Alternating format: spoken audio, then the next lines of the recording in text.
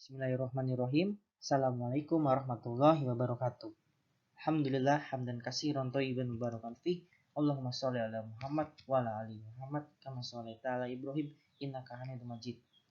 Rabbi shrah li sadri wa yassir li amri wahlul 'uqdatam min lisani yafqahu qawli.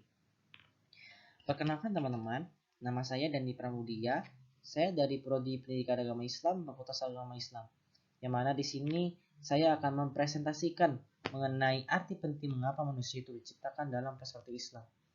Baik, pada kesempatan kali ini kita akan membahas dari Al-Quran terlebih dahulu, mengapa manusia itu diciptakan. Pada dahulu kala, sebelum adanya Rasulullah SAW untuk bisa memimpin pada umatnya kali itu, di situ para sahabat pun terheran-heran, mengapa mereka itu diciptakan, mengapa manusia di muka bumi itu diciptakan. Dan terjawablah di dalam Al-Quran surah Al-Baqarah ayat 30. Allah mengetahui apa yang tidak kamu ketahui. Bahwasanya di sini pernah ada cerita, pada saat itu malaikat pun bertanya pula, mengapa mereka itu diciptakan, mengapa manusia itu di muka bumi ini. Sedangkan di muka bumi itu mereka menumpahkan darah satu sama yang lain. Maka Allah Subhanahu wa taala pun menjawab, Allah mengetahui apa yang tidak kamu ketahui. Dari tafsir Al-Baqarah ini dijelaskan bahwasanya apa yang dimaksud Allah itu, Allah ingin menjadikan manusia itu menjadi seorang khalifah di muka bumi, yang mana bisa mengatur, mengelola, untuk bisa menghadirkan bumi yang ideal, bumi yang lebih baik sebelumnya. Nah, dengan ada hadirnya khalifah itu, tentunya ada hubungannya dengan surah Az-Zariyat ayat 56. Wa ma khalaqal jinna wal insana illa liya'budun. Yang artinya, dan aku tidak menciptakan jin dan manusia melainkan supaya mereka mengabdi kepadaku. Dalam artian, dengan adanya khalifah di muka bumi, tentunya akan ada yang mendorong, ada yang memerintah untuk bisa mengabdi kepada Allah Subhanahu wa taala, untuk bisa menjauhi larangan-larangannya dan mentaati segala peraturan-peraturannya. Nah, kita sebagai manusia tentunya tidak boleh untuk bisa bermalas-malasan. Kita sebagai lelaki, kita teman-teman sebagai perempuan, tentunya perlu memahami arti dari sebagai manusia. Yang mana kita semua itu diberi beban, diberi amanah untuk bisa menjadi khalifah di muka bumi. Maka penting bagi kita untuk tidak menyia-nyiakan waktu, agar kita bisa mengupgrade diri kita lebih baik.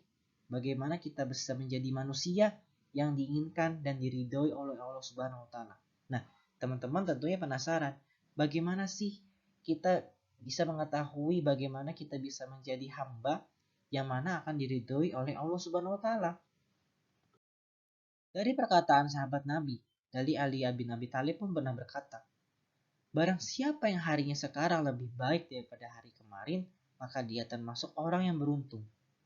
Barang siapa yang harinya sama dengan kemarin, maka dia adalah orang yang merugi. Barang siapa yang harinya sekarang lebih jelek daripadanya harinya kemarin, maka dia terlaknat. Nah, di sini kita mendapatkan poin yang sangat penting. Kita sebagai menjadi seorang khalifah dari laki-laki maupun perempuan. Dari laki-laki memimpin umat dan dari perempuan untuk bisa memberikan pendidikan kepada anak-anaknya. Tentu kita pahami bahwasanya kita ini adalah hakikatnya sebagai khalifah. Maka hakikatnya kita sebagai khalifah, kita harus perlu pahami dalam mengelola waktu, dalam memanfaatkan waktu yang baik. Yaitu kita harus bisa memanfaatkan waktu untuk bisa menjadi yang lebih baik daripada hari sebelumnya. Jika kita masih merasa sama saja di hari kemarin, maka kita termasuk orang yang terlaknat. Yang artinya kita tentunya menyia-nyiakan waktu yang diberikan oleh Allah Subhanahu wa taala. Yang mana waktu itu akan sangat berdampak untuk progres kita menjadi khalifah di muka bumi ini. Nah, di sini teman-teman bertanya-tanya, apa saja tugas manusia sebagai khalifah, baik perempuan maupun laki-laki? Di sini saya mengambil 3 poin. Yang pertama, kita sebagai khalifah, tentunya kita tidak hanya memimpin orang, tetapi memimpin diri kita sendiri. Nah, poin yang pertama adalah tentunya tugas kita sebagai khalifah adalah menuntut ilmu. menjaga diri kita dari api neraka dan menghiasi diri kita dengan akhlak yang mulia. Sebagaimana akhlak yang sudah dicontohkan oleh Rasulullah SAW sebagai uswatun hasanah kita dalam menyikapi suatu permasalahan, berbagai permasalahan yang ada di muka bumi ini. Nah, sebelum kita memimpin orang, kita juga harus memimpin diri kita. Apakah kita bisa memanage diri kita ini menjadi lebih baik? Apakah tidak? Jika kita bisa memanage diri kita baik, maka ketika kita mengontrol, kita memerintahkan seseorang, maka orang itu pun akan menjadi baik pula. Karena dia bisa mengambil hikmah, mengambil ibroh yang ada di dalam diri kita. Yang kedua, di dalam keluarga. Bagi istri, anak-anak, dan keluarga.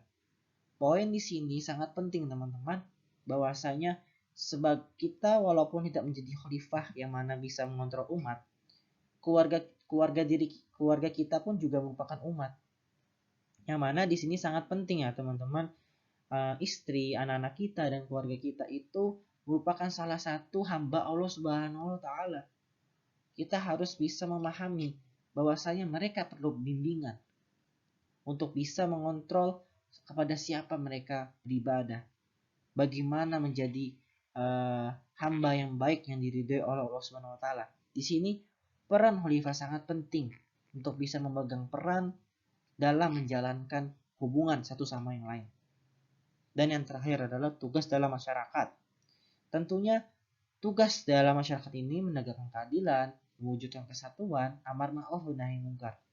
3 poin yang saya sebutkan ini tentu menjadi khalifah yang sangat berperan penting bagi umat. Tentunya di sini ditekankan kepada laki-laki. Dalam menjadi laki-laki, tentu kita harus perlu memahami, memerankan keadilan terhadap satu sama yang lain. Menegakkan keadilan di mana kita akan dihadapkan oleh orang yang berbeda-beda pemikiran, orang yang berbeda-beda keyakinan. Nah, di sini peran khalifah lah menjadi peran yang sangat penting untuk bisa mengartikan dan meluruskan apa permasalahan apa yang akan diatasi. Nah, di sini saya mengambil dari hadis riwayat At-Tirmizi yang mana dijelaskan khairun nas anfa'um linnas. Dari 3 subbab poin yang saya jelaskan, tugas terhadap diri sendiri di dalam keluarga dan juga dalam masyarakat, perlu kita pahami, kita sebagai manusia itu harus bermanfaat bagi yang lain. Sebaik manusia adalah bermanfaat bagi orang lain. Yang mana ketika kita bermanfaat bagi orang lain, kita juga bermanfaat untuk diri kita sendiri. Pertanyaan selanjutnya, kita berbuat baik kepada siapa? Kita menjadi khalifah itu berbuat baik kepada siapa, teman-teman? Yang pertama, ketika kita meluruskan niat, ketika kita memahami arti penting dari menjadi khalifah, tentunya kepada Allah Subhanahu wa taala. Hubungan kita kepada Allah Subhanahu wa taala. Ketika kita menjadi khalifah, kita juga ikut berperan penting di dalam ayat surah Al-Baqarah ayat 30. Yang dimana di sana menjelaskan bahwasanya kita menjadi khalifah di muka bumi ini yang mana akan memerintahkan umat, memerintahkan keluarga kita dan masyarakat. Yang poin yang pertama adalah kita harus berhubungan baik dengan Allah Subhanahu wa taala. Yang kedua adalah sesama manusia. Tentunya ini sebagaimana yang sudah saya jelaskan dalam poin-poin yang sudah saya jelaskan di slide sebelumnya. Nah, yang ketiga adalah alam dan makhluk ciptaannya. Kita sebagai khalifah, tentu saja kita di muka bumi ini tidak hanya ada manusia. Ada hewan-hewan yang lain. Seperti sapi, kambing, hewan-hewan ternak lain, hewan-hewan piaraan lain. Yang mana mereka juga memiliki hak untuk dirawat. Nah, peran dari khalifah itu tidak hanya memerintah, tetapi merawat satu sama yang lain. Tidak hanya kepada manusia, tetapi seluruh ruh yang memiliki nyawa yang diberikan oleh Subhanahu wa taala, yang mana mereka memiliki hak untuk bisa dipelihara. Yang mana kita bisa menunaikan kewajiban mereka dan kita mendapatkan hak mereka untuk bisa sebagaimana misalkan hewan ternak, kita memelihara mereka. Kita juga memiliki hak untuk bisa mengkonsumsi. Yang mana dari konsumsi itu kita bisa mendapatkan manfaat berupa beberapa vitamin dan juga energi. Nah, di sini dari 3 poin-poin ini jelas teman-teman bahwasanya kita berbuat baik kepada siapa saja, tentunya tidak hanya kepada manusia. Kita berbuat baik itu kepada Allah Subhanahu wa taala, alam dan makhluk ciptaannya. Dengan 3 poin-poin ini, kita sebagai khalifah maka akan terjadi masyarakat yang ideal. Pohon-pohonan tumbuh rimbun, tidak ada penebangan secara ilegal. Kita sebagai manusia kita bisa menjaga persatuan dan perdamaian satu sama yang lain. Kita terhadap Allah kita mendapatkan ridhonya. Di sini kita sebagai khalifah sangat berperan penting dalam 3 hal poin tersebut. Nah, dalam pembahasan mengenai masalah alam, tentunya kita akan membahas selanjutnya mengenai kerusakan. Nah, dari permasalahan kerusakan itu tentunya di dalam surah Al-A'raf ayat 56 dijelaskan. A'udzubillahi minasyaitonirrajim. Wala tufsidu fil ardi ba'da islahiha wad'uhu khaufan wa tama'an inna rahmatallah qaribun minal muhsinin. Yang artinya, dan janganlah kamu membuat kerusakan di muka bumi sesudah Allah memperbaikinya, dan berdoalah kepadanya dengan rasa takut dan harapan yang akan dikabulkan. Sesungguhnya rahmat Allah amat dekat kepada orang-orang yang berbuat baik. Teman-teman sekalian yang dirahmati oleh Allah Subhanahu wa taala, di saat kita memiliki peran menjadi khalifah, tentunya kita memiliki hak dan wewenang, di mana kita bisa memiliki kita memiliki wewenang untuk mengatur, mengontrol, dan mengelola. Dari poin yang saya sebutkan mengenai mengelola, itu ada hubungannya dengan hubungan kita kepada manusia, alam, dan hewan piaraan dan hewan ternak yang lain-lain. Di sini dijelaskan bahwasanya kita menjadi khalifah memiliki peran penting untuk bisa mengatur bagaimana kita bisa menciptakan bumi yang asri dan damai. Yang mana kita bisa melihat fenomena sosial, yang mana kita memiliki pemimpin yang nauzubillah bin zalik. Jangan sampai terjadi di kehidupan kita, memiliki pemimpin tetapi berbuat kerusakan, memiliki pemimpin tetapi membuat huru-hara. Di sini Allah Subhanahu wa taala sudah melarang dalam ayatnya. Dalam Quran surah Al-A'raf ayat 46 dijelaskan, di saat kita menjadi khalifah, di sana kita memiliki larangan. Larangan berupa kerusakan yang itu akan berdampak bagi manusia ke depannya, anak-anak cucu kita. Tentunya sebagai khalifah, tentunya tidak hanya tugasnya mengelola, tetapi menjaga dalam jangka yang sangat panjang. Nah, di sini teman-teman, dalam masalah larangan berbuat kerusakan, kita mungkin tentunya tidak merasakan manfaatnya kali ini. Tetapi kita tentunya akan bertanya-tanya, kepada siapa manfaat ini kita bisa menuai, kita bisa mendapatkan.